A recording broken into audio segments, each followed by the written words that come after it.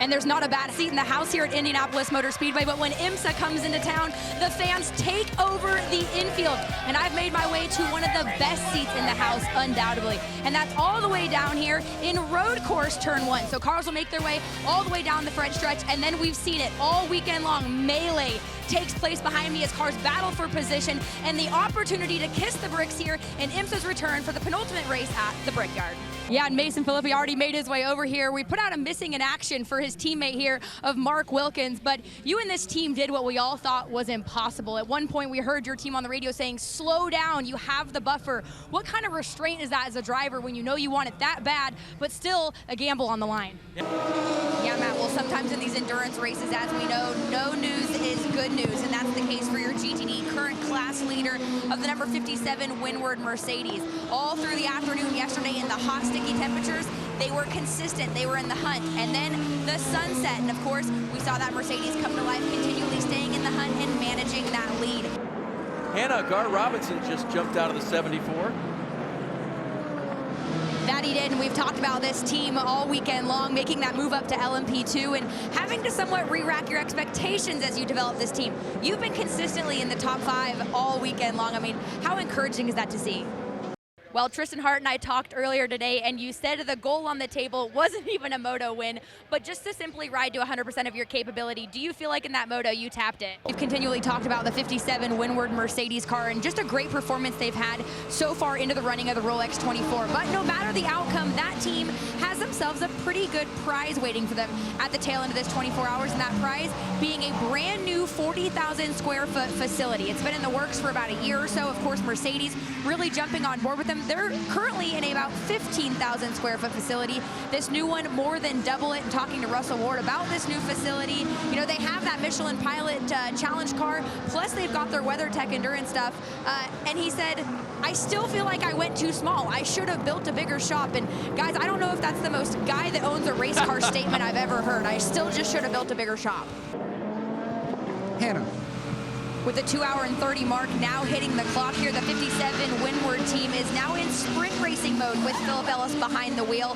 The double stinted tires, they're now behind them. They've managed all of that through the evening. So from here on out, every time that Mercedes comes down onto pit road, a new set of Michelin stickers will go on that Mercedes. And for the team though, they still want to put every advantage that they can in their back pocket. So Philip Ellis being told over the radio, while yes, you can push if necessary, still be in a little bit of fuel conservation mode and still be consistent with those lap times. We don't want to take any unnecessary risks if we don't have to, Parker. Let's go to Hannah Newhouse for more. Yeah, thanks, Brian Till. We talk about the intensity every time these drivers are on the racetrack. Well, it was especially intense for the 14 Vassar Sullivan Lexus. Friday afternoon, well, that team had a little bit of an off-road excursion with Ben Barnico. Fortunately for the team, though, able to repair that original car. A little late, but able to make it out for the qualifying efforts Friday afternoon. Usually the co-driver for Barnicoat is Jack Hawksworth. He's currently still recovering from some injuries, so the team has recruited powerhouse of Kamui Kobayashi for the co-driver this weekend here in the return to CTMP. So a lot of pressure on that team, but hey, Dave, Calvin, we know they've got capable drivers behind the wheel. Let's check in with Hannah on pit lane. Yeah, Charlie and Kevin, these teams definitely expected this chaos. When I checked in with them prior to going green in this race, I said, how do you prepare for a latter half of a race where initially it was hot, it was slick, and now we are on wet conditions? And they said, you don't. You take a guess at it. So they were changing wing angles, they were changing springs, and of course they've got those wet tires on as well. And a lot of these guys said it's going to take a couple laps to get everything underneath them and really understand what the track conditions hold for them. This racetrack is one of the most technical ones they've seen thus far on the tour.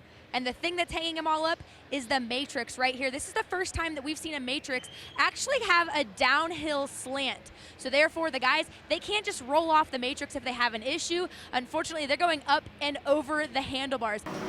Let's go back down to pit lane. Hannah, I understand you may have a question or two for the boys here. Well, one of the things, Brian, down here, you know, as we scan radios, the drivers, of course, having to take their own breaks over the 24-hour period, but so do the spotters. So with that extra time length, of course, additional spotters have been brought in to help call this race. And NASCAR spotters are some of the guys that have been brought in for the reinforcements, especially here over this night shift. And something that has been interesting, and I wanted to talk to you guys about, is the difference between your IMSA regular spotters as you listen to them on the radio. To be quite frank, they don't really say a lot. These tell these guys the bare minimum. minimum, what they need to know, and when they need to know it. And then you can tell when a NASCAR spotter gets on the radio and talks to these guys. They are clearing them, giving them car counts to and from, the cars in front of them, behind them, an almost overload of information. And you have to wonder, you know, Brian coming from sports cars, but even Steve, for these guys that are not used to that much talking in their ear, is that off-putting? And then for maybe the guys that come from IndyCar and NASCAR and are racing with them, is it off-putting to not have that consistent voice in your ear? Well, Hannah, I think that's a great point. Let's head back down to pit road. Hannah, you've caught up with that young Connor Zilich, I believe. That I have, doing a little recovery here, making sure he's still hydrated. A stellar move out there to maintain that class lead before handing it over to Ryan Dial. But again, your first time in multi-class racing, you had a GTD, a GTP, and then trying to maintain class lead. What was going through your head in that moment? Hannah Newhouse. And you guys mentioned it, it's been a weekend of attrition for that 77 AO Porsche team. You talked about their qualifying effort, unfortunately being thrown out due to a ride height infraction, so they had to work their way back up through the field. But this place has posed more issues than most of the racetracks, with the traffic, with the prototype cars, and just the tight racing quarters. But at the end of the day, everyone's still racing for the exact same things. You saw the bricks with Georgia, but the other thing here at Indianapolis Motor Speedway that is oh so special is taking that coveted ride behind me on the elevator all the way up and celebrating here in Victory Lane at Indianapolis Motor Speedway. That it is, and it's been development with this car for not only the past couple weeks, but the past couple months for you guys to be out here at the Rolex, lead laps, and currently be leading in class overall here. How satisfactory is that for you, not only as a driver, but this team? In GTD, Robbie Foley leads in the BMW, Hannah. Well, we were just talking about Massa being one of the veterans in the sport, but now, of course, Jake Walker joining me, one of the drivers here of this Turner Motorsports lineup. Your first IMSA start, your first time racing in multi-class racing, and 17 years old. Have you been able to get out of the car and debrief a little bit? How was it out there?